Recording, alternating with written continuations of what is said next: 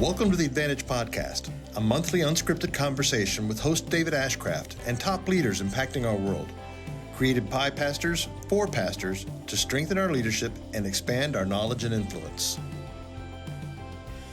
Hey, well, welcome everybody to the Advantage Podcast, and I have the privilege of having as our guest today, Mr. Doctor, and are you a doctor, Larry? Larry Osborne. I don't think I've ever called you Pastor or Larry or Mister. I'm Larry. I do have a doctorate, but my young son reminded me after I got it, and few people use that phrase. How come you're the kind of doctor who can't fix anything, Dad? So where did you get your doctorate? Where did you do your... Talbot. Okay. All right, Yeah. cool. So Larry is out in Southern California, was the pastor of North Coast Church, and is a pastor at North Coast Church still today. How many years have you been on staff at North Coast? 44. That's amazing. Yeah. And led the church for the first 42 years you were there, I guess? 40 years, yeah. 40 years, yeah. Okay, good. So Larry is definitely somebody that I consider a friend and appreciate very much. My first exposure to Larry was actually, I think, Larry, about 25 years ago, and I came across somehow your book called The Unity Factor, which what I remember at that time was it was very much about elder boards and how to work with your elder boards and things that way. So we had our elder board read it 25 years ago, and you were telling me that was kind of a precursor to sticky teams. Yes, yeah. Sticky teams, when they asked me to write that, had so much carryover because sticky teams are about your congregation, your board, and your staff. So it's kind of the DOS version. People still buy it on Amazon. I laugh because, like, why are you working with DOS? I mean, this is Windows age. It's AI age now. But yeah, I think I wrote it in the very late 80s. Yeah. Something like that. So, but Larry, even if it may be old, I still think, because I still pull things out of there from time to time, at least from my memory of it, and how to work with boards, and just it's a great tool and an easy read for people that are struggling and figuring out how to work with their boards. Which I was going to ask you, has anything changed in your opinion since you wrote that 25 years ago about how to work with boards, and how has that worked for you? I think the reason that is sticky teams continue to sell are, number one, Satan's my number one marketing agent. You know, he gets in there and stuff. And part of it is I wrote it when we were about 600, but having served as a youth pastor in large churches. So it's kind of that transition that scaled. I think probably the biggest thing I didn't realize is when you start hitting 6, 7, 8, 10,000, that the principles still apply, but a few of my illustrations I would probably broaden. Yeah. But the principles never change. Complexity is always solved by simplicity. And I might have had an illustration or two when, well, this is 8,000, this is 10,000, but really the principles didn't change that much. Things like a congregational meeting were before multi-site, certain things like that, like you can't really have a congregational meeting when you got 11, 12 sites spread around distance. You got to rent the sports arena to have a meeting. So, for us on congregational meetings, Larry, early days when we were very small, just a few hundred, everybody would show up to the meetings because usually they were fireworks and they wanted to be there and didn't want to miss anything. But for the last 20 years, nobody shows up. And we actually, if we have more than 10 people show up in different meetings, we're concerned. And we have to do them once a year according to our bylaws, but we don't look for many people. So yeah, that's kind of how we are. We normally have about 64 is kind of, so I would always take a picture, see how few people were in the room. It's about a 5-minute meeting. But the beauty, I actually liked it because the beauty was if we went sideways theologically, then thousands would show up and would vote no. All they voted on was a budget, yes, no, total numbers, and each elder. But it did give an accountability vehicle that at the end of the day, I went, I want to get rid of the cumbersomeness of it, but I'm not so sure I want to get rid of the accountability that held. Actually, I like that, Larry, because I think a lot of times guys are trying to figure out how to streamline, simplify, take everything away from and create the perfect system. And I'm not sure there is a perfect system. And for us, we have to have a congregational meeting once a year, and we have to vote on buying property. And then I guess they vote on who the new elders are going to be. But what that does for us is it kind of gives us a checks and balances where when we're getting 98, 99% approval rating, we know everybody's happy with us. When it dips below that, we know there's something that's not quite right. So it's just a way for people to express something. So Yeah, and my thing is, you know the huge numbers we have in small groups percentage yes, wise, and so I go, it's not apathy, it's trust. yes, exactly. I always want a vehicle. The old, I think it was Ronald Reagan had a phrase, trust and verify. So it gave a little bit of that. We actually got rid of the property thing a few years ago. They do. When we were starting to buy properties 45 minutes away, an hour away, like where do we hold the meeting? People Yeah. have never even been out to that town. And so that was passed over even to our elders. So it just became money and elders. But Yeah. again, a vehicle to say you guys are being foolish. Great. I don't mind that. Yeah, exactly. I think that's a great thing. So a couple other ways that I know Larry, I was taking a DMin course at Trinity Seminary out in Chicago, probably also about 25 years ago, and came out. I don't know if you remember, Larry, you were teaching actually in Southern California at some law office that Trinity Yep. Seminary I owned. remember the course. Yeah, and so I came to that course, and you were teaching that. So that was my first face-to-face experience with you. And then I've had opportunity over the years to do mentoring with you through Leadership Network, and so just very much appreciate you, Larry, both as a pastor, as a leader, your open-handedness to helping other leaders and pastors. And so thank you for being the man, the leader that you are. Appreciate you very much. Honored to be with you, Dave. So, Larry, North Coast, you said you were there when it was several hundred people, and now it's in the tens of thousands, right? So, Yeah, yeah. There were 70 adults, I think, my first week. It was a church plant in a high school cafeteria, but I didn't do that hard work to get the 70 adults there. You know, that had been done the first year and a half by a previous pastor. so you were fairly new coming on. Yeah, that's great. And lots of change. One of the things that you innovated, you were very much a part of starting multi-sites, but you had something that was interesting that you have done where your different locations, actually on your main campus, you have several different venues with several different styles of worship, right? Are you still doing that today? And Yes, if you were to go to our main mothership campus, you'd find 5 simultaneous services on Saturday night at 9 o'clock in the morning and the 11 o'clock service. Now, when we've had a 7:30 and a Sunday night or 12:45, those have been only one service, but we have different styles. So what happened is uh, we came up with video venues that eventually quickly became multi-set around the country. We had 3,000 people, a 500-seat sanctuary. And we don't market or advertise. I'm not theologically against it, but we were just a word of mouth church. And so I felt like almost like in Mark, where Jesus goes to the other side with the disciples for R&R, and they all followed him. Like we can't slow it down. If it's marketing, slow it down and figure out next. So I would just went down the beach. What could we do? And I got this goofy idea of an overflow room that was a reward. How can we make it a siphon instead of a punishment for being late? And it just exploded. And with about 3 years, everybody around the country was coming to take a look and see. And then we were more demographically focused.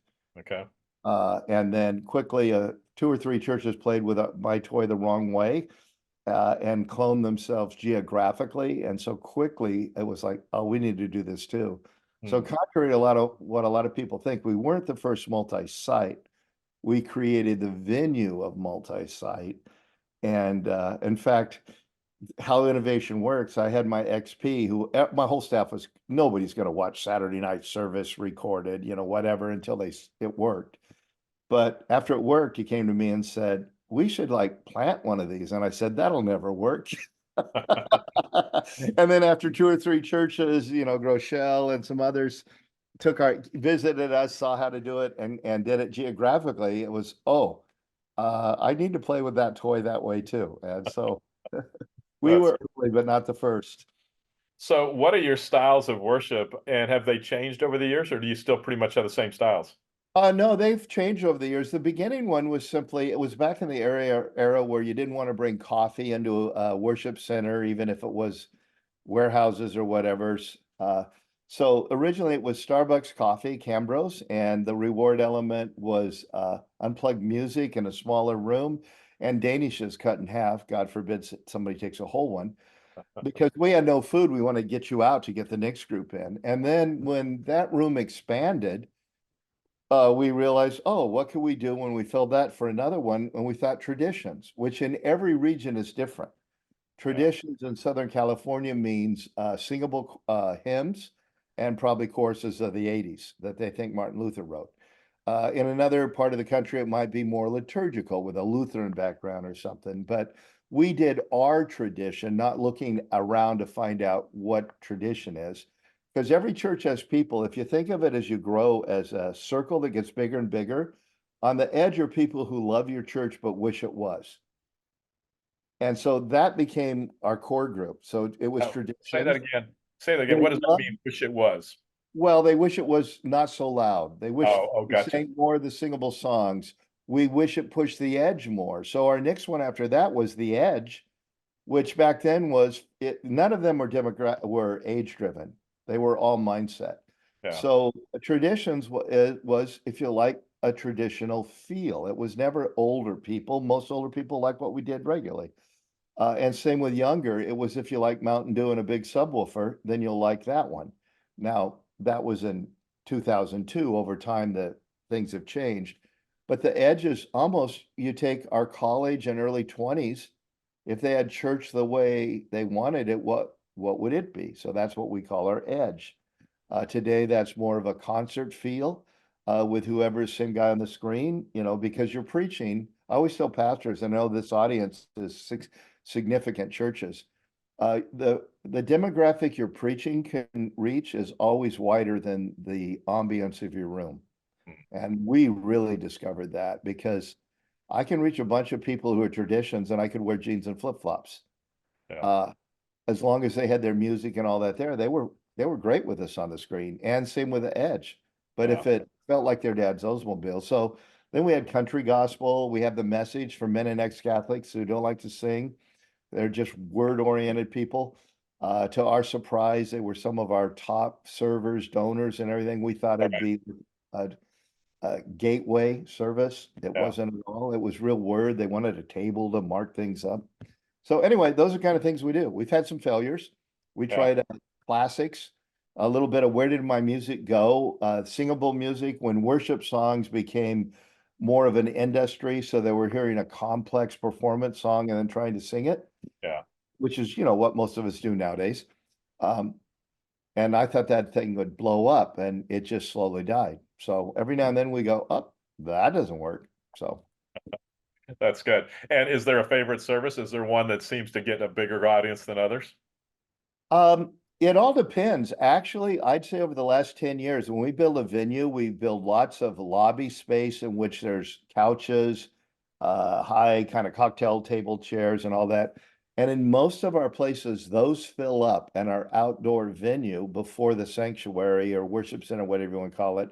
So that has now become the overflow in many of our venues. Sorry, you're late. You got to go inside. Yeah. Yeah. Interesting. Never saw that coming. Well, and it's different for you in Southern California than for us in Pennsylvania, where but it yeah. rains maybe 2 weekends a year for you, something like that. So Yeah, well, this year a lot, but yeah. So it really is like, for instance, the Edge. Back to the demographic. The early years, I took a survey. No surprise, 18 to 24 was the number one constituency, but then the number two, only 1 to 2% behind, was 40 to 49-year-olds interesting. who are Yeah. now approaching 70. But if Yeah. you look on the phone, they have Foo Fighters, they had Zeppelin, they have, whatever, and you're talking to one of those guys. Yeah. That would be my preferred service. Yeah, exactly. So I don't think I've ever asked you this. When you launch a new campus, a new location, do you have multiple styles of worship at the locations too, or is it pretty much one style? Most of them start with one style, and as they fill up, then they add a second style. One of the more common ones we add is country gospel, Hmm. which is not my thing at all. Hmm. But once I realized the NASCAR race was outdrawing the NBA All-Star game, it's like, what are we doing? There's nobody's doing that here. Yeah. And so they will do that, or they'll do more of an unplugged one. Maybe one of them has an outdoor as well as our main campus. So we just ask, in your group, what would be a reward element that a bunch of people would go, I want to go there, not I'm going there for the mission, because I always like to remind leaders, we're shepherds, our people are sheep, and we can't get mad at them for not thinking like a shepherd and being all missional. They want to know if their third grade son has all his friends in a class, they ain't moving services. Yeah. And probably none of us would either if we weren't Yeah. leaders. Exactly. And Larry, one of the things I appreciate about you, you are so good at coming up with different analogies, or you just have a way of looking at things and being able to state what's going on in a simple way. And so appreciate that very much. One of the things I've heard you say over and over is pastors love full rooms, but the church people do not. And that's probably very true. Yeah. The only people who like standing room only are the speaker and the band. Yeah. Nobody else likes it. Yeah, exactly. Like the long line at the restaurant. The Yes. owner likes it, but nobody waiting in line likes it. Exactly. So, which makes me think of a question that we talked about. We just finished a series of cohorts with our Pennsylvania pastors.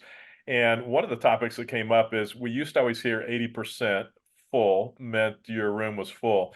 And there was a sense from the guys in our cohorts saying it feels like post-COVID that number has dropped dramatically, that it's not 80% anymore. And we're not sure. And as we talked about it, is it 60? Is it 65, 70? And not sure, but any thoughts on that at all of what constitutes a full room now post-COVID? Yeah, well, here's something I need to say on the front end. I might be missing a region, might think differently, Okay. but that has actually not been in my experience. The old 80% rule was a brilliant guy named Lyle Schaller. You might remember him. So, Who knew everything about everything. And so he was kind of the Yoda of that day. And he pointed out that when your room is 80% full, it's actually 100% full. But what was going on back then is most churches had pews. And by the Uniform Building Code, every 18 inches is a person. So if it said 10 people, those were 10 18-inch butts touching each other. And nobody sets that way. And most of us are not that small. And so what he was observing is a pew that holds 10 is actually full at 8. interesting. And that's where the number came from. And then it just continues to float and float without realizing where it came from. When you set up chairs, there's a couple of issues. Was one, if you've got the room fully set up and people are sitting where they want, a lot of people are going to be like me. They want to sit on the back on an aisle and observe. So you get a donut hole. So you really are full at maybe 70%, but you got this big hole. At North Coast, we use an old youth ministry trick, being an old youth pastor, always set up the room for less people. So every service, we're setting up some chairs. And if I come into the room and there's a rope, it's not for me. And if I come into the room and there's a place in the back, I sit back there. But if there isn't, then I'm not begrudging having to go in 5 seats or whatever. So we fill the donut hole. And at that point, and a lot of churches I've worked with on this, they can get almost to 90%. And the real question of full is, can a group of 4 and one group of 5 find seating? Mostly 4s. Yeah. And the moment we have 1 or 2 groups of 4, you got to split up, we're full. And you can do a little bit of move in, but you can't do too much of that because they got there early to sit on the aisle. Yeah. So again, the post-COVID might be different in your region, but out here, that's kind of gone. And when I look around, people say it, it's more, when I visit the churches or speak there, I go, well, you got the donut hole guy. You need a little chairology and not aggressive, unkind ushering. Because if the chair's not there, so to give you an example, how much we do that is every venue builds with a chair rail to hide them. So we literally between services take down 2, 3, 4 rows. So even though, well, we're going to set them up next service, I know we are, but it's not for the facility teams, it's for the people. Exactly. So Yeah. I actually think it's a higher number if you run through that grid. Yeah, interesting. And I was gonna say, you guys follow that very closely because at least the times I've visited some of your locations, there was one location that I think they took every chair out and maybe had a couple rows right up front and then started filling in very quickly as people were coming. And it was That amazing. might have been, if it was a really small venue, it might have been. Normally, Yeah. we set up the room 3/4 so that Okay. you're setting up. Let's say I was just with a church helping in Sacramento just this last weekend, and it was set up 3 rows. Now Okay. here's a mistake. when they get a group of 4 that needs seating, they don't set up 5, they set all the way across the back. Well, then the next 20 people are going to take those seats. Right. So you have to train them. I call it chairology. I wish I'd had the course. But what I don't want is so crowded, I'm uncomfortable. Because Yeah. I think comfort's more important than capacity. Make Yeah. your rooms a little wider. But I do want to do what I can to cast energy in the room. And there's Yeah. a fullness kind of factor that does that without being uncomfortable. Yeah, very much so. So Larry, what you're kind of hitting on, there are factors that cause church growth. I mean, obviously, God and his spirit moving and our ability to speak makes a difference, but there's some other factors that are big, either inhibitors to growth or things that propel growth. So even as you're talking about chairology, I think that's a simple one. You've talked about pinch points for growth, and again, you use an analogy of washing your car, but describe that when it comes to being able to grow as a church and things that stop us from growing. I think there's very few things that can make us grow. There's lots of things that can stop our growth. And it's almost like Maxwell talked about a lid in a leader. Every leader has a lid, but the first lid they hit is usually not the real lid. That's why a PGA golfer has a coach or whatever. And I find a lot of churches, they do have a built-in DNA lid. You're not going to grow forever. But they often hit an early lid, and it's one of the inhibitors. So the first time, if I'm a church, man, we just stopped growing. What happened? This doesn't answer all the questions, but it's the first thing I go to. I'm a very bad artist, but I draw a little old school Volkswagen and the 4 tires and I ask people, have you ever washed a car? Yeah. Ever got the hose stuck under a tire? Yeah. Well, what do you do? Well, you don't go and hook the hose up to a fire hydrant. That'll just blow up the hose. You don't spend $300 on a nozzle. You move it out from under the tire. And I see there's 4 tires that inhibit growth. Often, right away, you can see the hose is stuck under this. And they're in no order. I'm going to give them in an order, but every time I give it a different order because you get the hose stuck under the right front tire is not better than the left rear tire. So the first one is worship capacity. Like once you're full, whether it's going to be 60 because people are afraid. By the way, on that COVID thing, I'm not seeing that in restaurants or ball games. That's why I think it's not really in churches. Yeah, That we've missed that. I could be wrong, but yeah, interesting.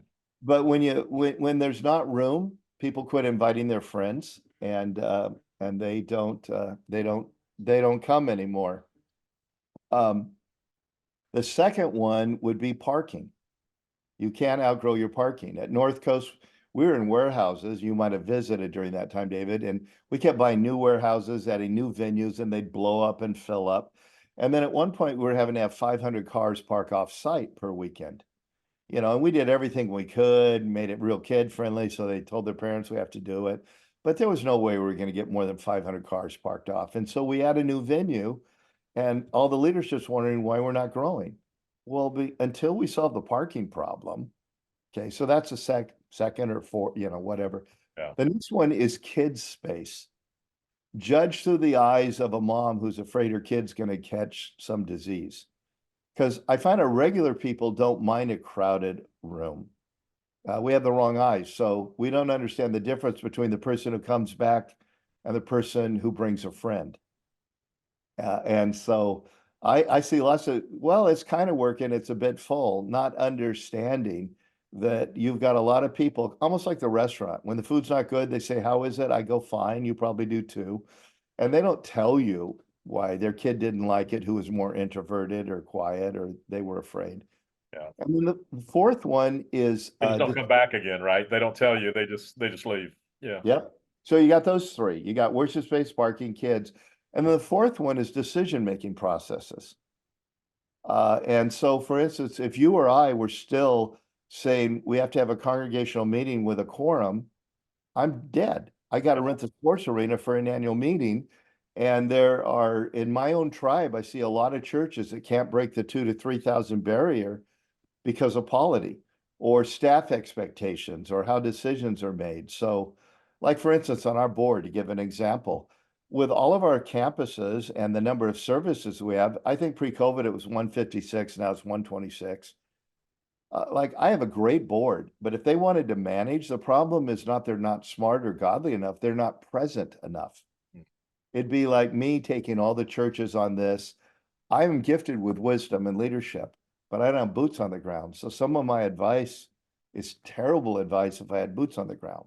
Yeah. And so we had to shift to our board having a different kind of role because they had to move to wise counsel instead of any sort of management because how could they know anything? They weren't there. They had a day job. So those are the four. And I see it pretty commonly, especially a church that was going well and suddenly hit a wall. What happened is often one of those four. So it feels like, Larry, it's pretty obvious if you're out of kid space or out of worship space or out of parking. I mean, you could see that it's tangible, it's there in front of you. The decision-making process it seems like it could be a little bit harder to detect. And so a lot of the guys in our groups are in the range of 1,000 to 3,000 people in their churches. And you made the comment that you see churches hit lids when they're around 2 or 3,000 because of this very issue. So how would somebody know that they need to change their decision-making process? Great question. Let me add one more thing on the tires that I kind of left out, and that is you need to fix whichever tire the hose is stuck under the most. I'll watch people build children's space when they don't have parking, or it's incredibly common to me how they can see the three, but they violate the principle of fix it. But Hey, Larry, basically, can I just say one other thing to that as well? One of the things that I experienced at LCBC, we never had the money to do everything.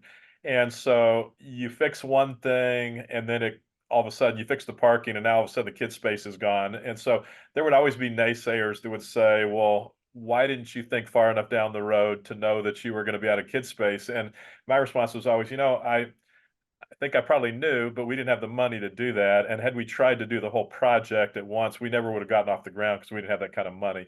And so I think sometimes pastors freeze themselves or they stall out because they're trying to do everything at one time. And to your point, pick the one that's worse and fix that, and then worry about the next one, but do one at a time.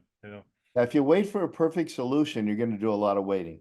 Yeah, yeah, Incremental movement and growth is a strong way to go. exactly. So back to decision making. Uh, One of the things that I ask is how much miscommunication is there?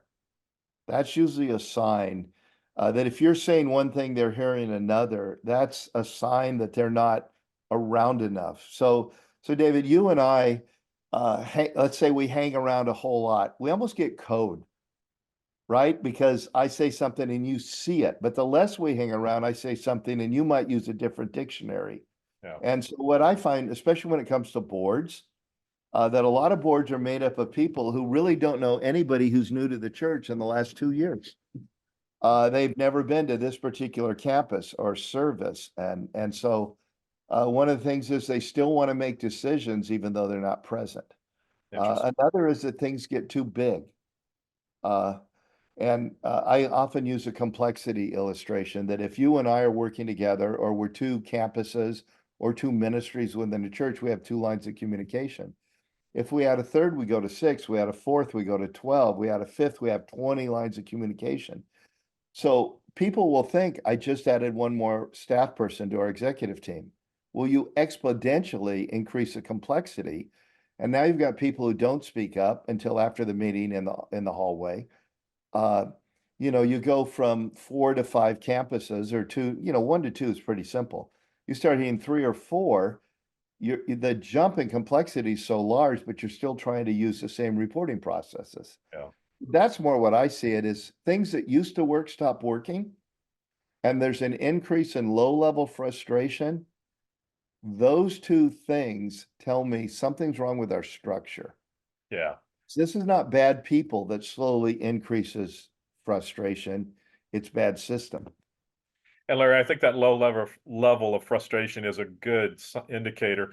And I think sometimes we misinterpret that and we think, oh, there's something relationally going on or there's something spiritually going on, when it may be as simple as just changing procedures or policies. And yes, Yeah, and you're always going to lose some people. Think of a bus. It's got a sign on the front of it, and so it says it's going here in Southern California to Carlsbad.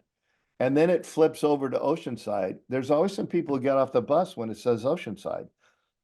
And I think sometimes we feel that people shouldn't leave the staff or the church, and it's really okay. You're going from one Starbucks to a smaller one, or you're going to Seattle's Best, and Starbucks owns that as well. So the branch manager is concerned, but the Starbucks isn't. And I think we need to look at the kingdom that way.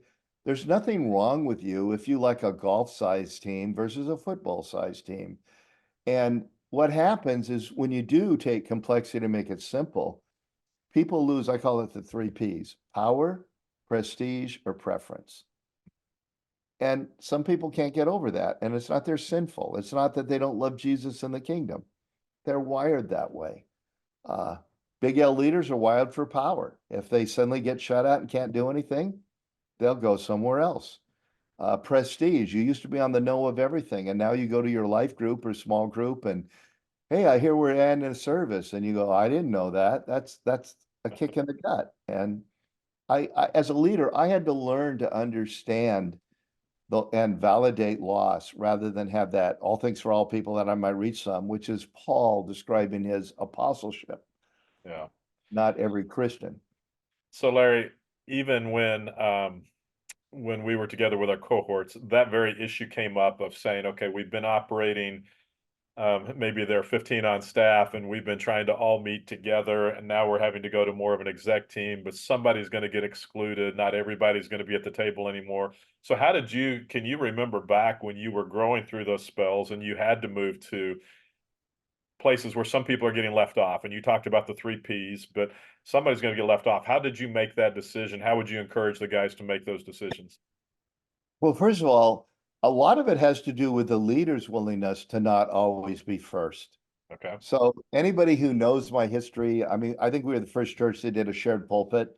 So we had models of me saying I want to be a Barnabas, because everybody claims to be Barnabas until David shows up, and then they're King Saul. Yeah. So a lot of it, you set the DNA by how you, if you're a lead pastor, behave. But on top of that, I made some mistakes early on because, again, I assumed everybody ought to be ready to charge the hill, all things for all people. And I projected my leadership gift and calling on them. But once I understood, like, okay, there's a problem here, I began to ask questions like, can I break this meeting into two meetings that are each half as long? And now we don't have family system and the introvert not speaking, plus people got time with me. And once in a while, I had to have that conversation of, I need you to move to another seat. And the kind of people we hired, I only had one. I was lucky. I had one problem where somebody just couldn't do that. Other people, they were hurt, they were sad, but we worked through it, A, by model, and B, by the kind of people on the team. But it's never fun. But if you're building a team of people who are kingdom oriented, and then you're willing to say, think of the Lord's Prayer, the shepherd. He makes me lie down in still waters. That means makes me lie down in green pastures. That means they don't want to lie down. But the other side, he leads me beside still waters. Sheep are afraid of running water. There's no chance they're going down the river with a shepherd there, but he still finds still or quiet waters or dams it up. And I felt that was my job when I was asking people to change roles. What could I do to put myself in their shoes? They lowered their job. Could we still keep their pay what it was? Why do we have to, quote, be good stewards instead of golden rule type of leaders? Could I find a way to give them space? But after I'd done all that, once in a while, they need to get off the bus. I want to honor them. They're not a bad guy, bad gal. Yeah. No, that's good. That's good. So Larry, we talked a little bit about multi-site, the fact that you guys have multiple campuses or locations. How many North Coast campuses are there now? I think we're on 11. Okay. All right. That are not microsites, but campuses. Yeah. Okay. And you and I have talked a little bit about what really makes a multi-site, what's not a multi-site. And one of the things that I'm hearing more and more is people acting like multi-sites don't work anymore. And I feel like what doesn't work is the model that many people are trying with multi-site, where they're trying to do live teaching at 4 or 5 locations. And, each campus wants to go its own way with their pastor, and so they're experiencing lots of trouble. So then they just give up on multi-site. But I don't think it's the multi-site. I think it's the model that's not working. But what's your thought on that? Totally. Obviously being very involved at the beginning of multi-site, I worked with a lot of the early churches, and I think of a lot of guys and gals who's ever listening might know names of Jim Tomlin or Greg Ligon, who both kind of became spokesmen in that area and did a great job. But one of the areas I'd always push back on them is we're so excited about multi-site, we're using imprecise words. Hmm. If you have live teaching, you're not multi-site, you're multi-congregational. Just like you would be if you had 3 services Sunday morning, a different preacher at each one, you're multi-congregational. And eventually that church will spin out. It might be when Moses dies, it might be way down the road, or it might be 3 months, because preaching leaders eventually want to shape the culture. And when there's 1 or 2, it works okay. By the time you get 3, 4, or 5, your bigger L leaders are always going to spin out. I have no problem with that model. It's been around for 2,000 years. It's how every denomination, every tribe always started with a great church. People wanted the same value and DNA. So you go back to the early Jesus movement, Calvary Chapel would have been even bigger than Life Church, you know, because all their churches followed Chuck's model, Smith's model and all that. So it's similar to multi-site, but a little different.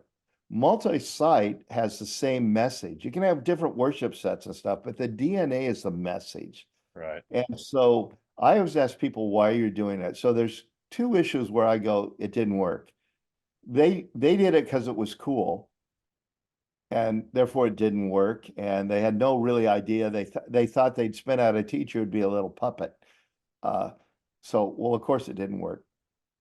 But the other thing, even in multi-site or multi-congregational, is all of us in the early days made the mistake of putting a shepherd in charge, because we thought, we've got the momentum, we've got the teaching on screen, we got the mojo, we just need somebody to bring love to this group. Well, you give a shepherd 375 people, 3 years later, they'll give you 370 or 400, because that's what shepherds do.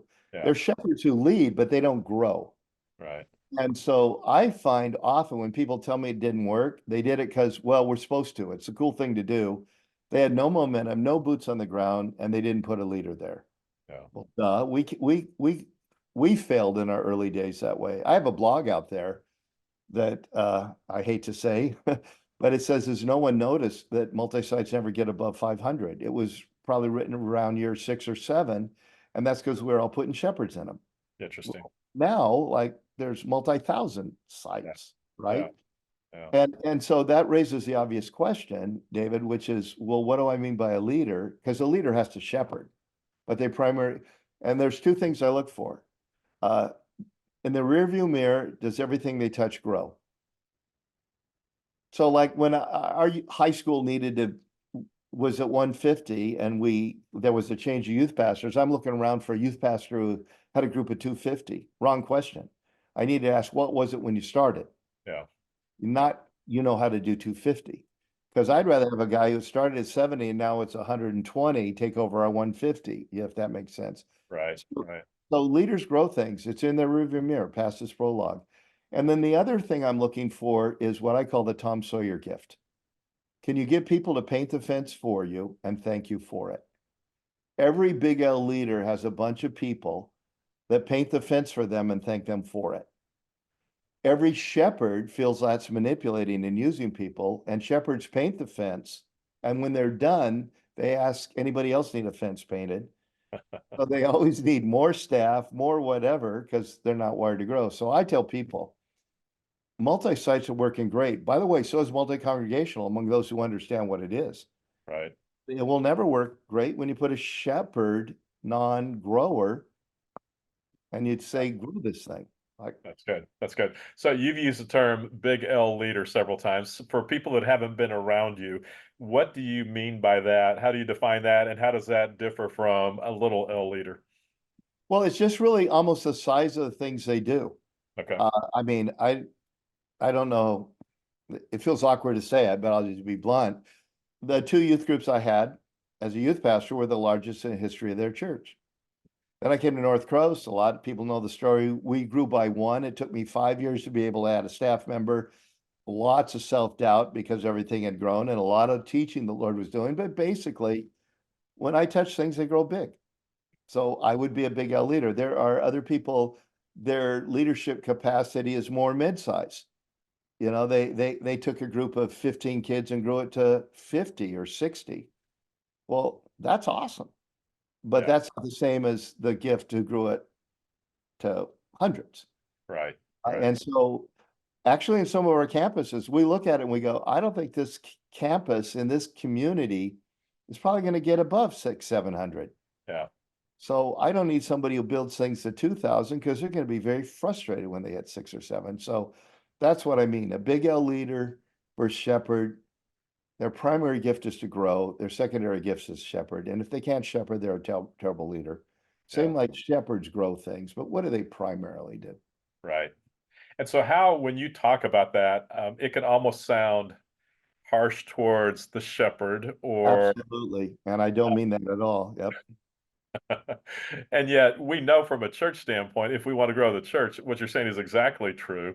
And so, yeah, Shepherds are more important than leaders. You look at the persecuted church, when they put the leaders in prison, the church goes on. When the shepherds are put in prison, the church disappears. yeah, It goes underground without leaders. So, but I always ask the question, what do I want this thing to do? And by the way, I don't think everything needs to grow. yeah, There's certain things. And so when it doesn't need to grow, let's put a shepherd there. Or I want a little bit of growth, let's put a shepherd there because they'll grow it healthy yeah, and it just won't be massive. But when we just bought a new campus and there's 400 people there and a potential of 1,500, it's unfair to the person with a shepherd gift. right, Just like you wouldn't want to, that's one reason I never jumped at another job as a successor. yeah, I'm wired to build from the ground up. yeah, And I do that really well, but that also is not a good gift when you've got, you know, a healthy church like LCBC, say, or North Coast, and it's time for the lead pastor to pass on the baton. yeah, You know, you don't want somebody else to come in and reinvent every wheel. exactly, exactly. I actually, it's a weird thing. I believe as a leader, the body of Christ is not a theological construct, it's a reality. And I think most of it think it's a construct. But if people would grow up, they'd be like me. So what's the difference between a theological construct then and reality? What do you mean by that? Just Well, well, we don't accept it. You know, a mission trip opened my eyes to a compassion for the world. So now I want everybody to go on a mission trip. okay. So we treat people almost like the old B.F. Skinner whacked out psychologists who thought we were born an empty slate and we're shaped by our environment. So we spend all our discipleship is read the book that changed me, do the thing that changed me, and it doesn't. Same Yeah, thing with anybody with multiple kids. yeah, Well, on the first kid, you think you got it wired, and the second kid, the same exact recipe, yeah, different response. So I spent a lot of time in my life trying to help people be a better them than a poor imitation of me. yeah. That's good. Okay, I like that. So we've got just a couple more minutes. Let me ask you a couple things real quick, or ask you to share a couple things that I think impacted me. One time you came to LCBC, you were talking with our staff, and you gave the illustration of the Pony Express rider. And describe what that is just real briefly, because I think that's something that's helpful for people. Yeah. Well, when it comes to volunteers, there's a lot of things we forget. People sign up for the job, they stay for the relationships. And so, you know, we just keep recruiting and then walk away and don't build a true team of people who like each other. The second most important thing that undercuts volunteers in my mind is we forget that the people who serve are more important than the people they serve. As a leader, remember, Jesus say everybody should be a leader if you want to set up my right or left. We need to become a servant all the way to a slave. So you want to grow as a leader, I'm going to teach you to serve. But if you're a volunteer, you're not asking me a leader, you're just saying, I want to help out. And so at the end of the day, I think we project our calling, the kind of people that are on this podcast. And mine was others first, others first. The higher you want to rise, the more you're a servant. I put that on my volunteers unfairly. But I like to use the analogy of the Pony Express. If I owned the Pony Express back in the day, what's more important, the pony or mail? Well, they're both obviously important. But at the end of the day, I can lose the mail every now and then and still go on. But if I kill the ponies, I'm dead. And a lot of our churches, we think the mail is more important than the ponies. And like, no wonder we burn out our volunteers or can never find enough. So we always focused on how do we make this job doable and rewardable. And then if you kind of raised your hand or showed God's calling to be a leader, oh, we got you on another track. Yeah, And and I know that was huge for us, Larry, to hear, and just thinking through how do we take care of the ponies at LCBC? Are we taking care of them? Are we abusing them? And probably when you came and talked about that, we were on the side of probably abusing our ponies. And so we've had to make a shift that way. So that's real helpful. Another thing that you told me that was real helpful, I don't know that I was ever good at this one, was, you know, many of us are oftentimes accused of being too shallow in our preaching. We're not deep enough. And so you challenged me at times as we would talk about this, that, and you'd say that you would just throw bones to the people that were looking for yeah. deeper teaching. So describe that real quick and what that would Okay. look like. And I'm sure Well, nobody else on this call has heard that argument or that critique of it, yeah. but I had Well, heard it. So the way I'm wired, I'm an unapologetic Bible guy. I got a Bible verse for everything, even if it's out of context. So my orientation is to be that teacher. I do have a strong practical side. So I didn't really never got the you're not feeding me or whatever because of the way I'm oriented and you get real practical. But as I would step and hear them say that about other people, I'd go, that's totally unfair. That was great stuff. I learned something. So I tried to figure that out. Like, why are they doing this comparison and criticizing what is healthy discipleship preaching over here? And then it hit me one day. They want to hear something they've never heard before once in a while. And that's where I came up with the phrase, throw a bone. I realized I was doing that naturally. Well, you have always heard, but let me point out, and all you got to do is have one of those every couple of weeks. You don't spend a whole lot of time on it and then go, oh, that's deep. And then after that, like, they're I'm fine. sorry, I'm actually preaching pretty simple stuff with a total topical application of it at the end that they're criticizing another environment.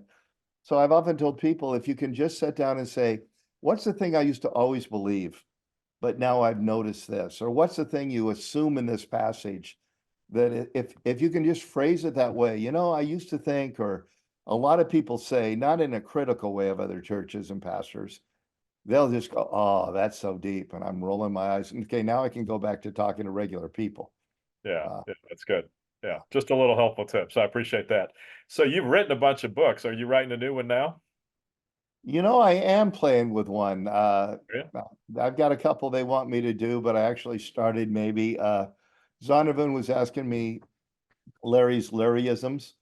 Uh, That's good. And that would be a great book, actually. kind of like my plumb lines. And so it's just a little sense of, your potential is your calling is more important than your potential. Do your best and take a nap. Why that matter? Yeah, Just the life little things with a couple thousand words on each one. So I might do that. The others they've pretty been cool. bugging me to do. I, Yeah. I like having written. I don't like writing. And so how many books have you written? 10, I think. Yeah. 10. And do you have a favorite? Well, that's like a favorite kid. I write, as people know, Yeah. some people know. I write mysteries and cookbooks, which the publisher hates because what's your brand? So the cookbooks are my leadership books, and the mysteries, my favorite, are actually Thriving in Babylon, Contrarian's Guide to Knowing God, Accidental Pharisees. Because at the core, leadership without discipleship is a waste of time. And I think God's humor on me was like, you're going to be known as a leadership guy. And I wanted to be known as a discipleship guy. So I refuse to go just leadership stuff. I go, no, I want to Accidental Pharisees and Thriving in Babylon. Lead Like Yeah. a Shepherd is the closest blend. Yeah, So that's good. Thriving in Babylon was a great book, is a great book. And if guys are struggling, just trying to figure out how do we lead and how do we exist in a culture that seems to be against everything we stand for, that's a great book to read. And so we actually did a series off of that, probably even a couple series off of that at LCBC. And so just a real good book. So appreciate that, Larry. Yeah. Thanks. Hey, well, thank you for taking time with us. It's always a joy to talk with you, and I would thoroughly enjoy. I think a lot of people would enjoy that book that you said Sondervan was asking about Larryisms. I think that would be a real popular book and something that people could hang on to. But thank you for just being a leader that's been consistent and strong and faithful and pure for the most part over the. I don't say for the most part. I just don't mean Thank you. I don't want to present as though you're perfect, but you're close to it. So appreciate you and just who you've been and who you are. So thank you, Larry, very much. Well, thank you. And I so appreciate all you guys who are listening, man. Keep it up for the kingdom. And this whole concept you're doing in Pennsylvania is awesome. Yeah, Larry, we're at a stage we've got the guys that are part of our original cohorts, which is a 65, and now they're task over the next couple of months to go out and find 10 guys that they're going to be mentoring and leading. And so all of a sudden, 65 goes to 650. And we feel like when that happens, then we're going to start seeing some cool things happen in Pennsylvania, just more people coming to Jesus. So we're excited about that next stage.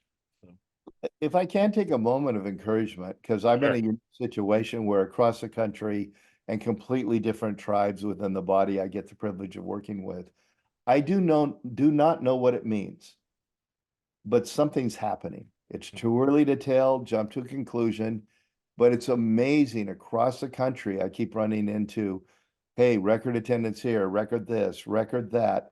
And most of us are living in our bubble, not knowing how something is stirring. And it might just be the darker it gets, the brighter the light shines. But very noticeably over the last like 6 months, I'm hearing that story everywhere and everywhere. So yeah, that's good encouragement. And that's what we heard that with our pastors in Pennsylvania over and over. I was just at lunch today with somebody here in Chicago that said they had their highest attendance ever this past weekend, not a non-holiday. So yeah, I think you're right, which is encouraging. That's cool to see. it's all across the country, all kinds of different tribes. So Yeah, maybe Aslan is stirring. that's cool. That's good. Larry, thank you. Appreciate the time. Okay, thank you. All Appreciate right, you. we'll talk to you later. Bye-bye. Thank you for listening to the Advantage Podcast with David Ashcraft and for participating in our goal to strengthen and encourage pastors and their churches so more people are introduced to Jesus across Pennsylvania. If you found this helpful, feel free to pass it along. To find out more about the work of The Advantage, visit our website at theadvantage.org.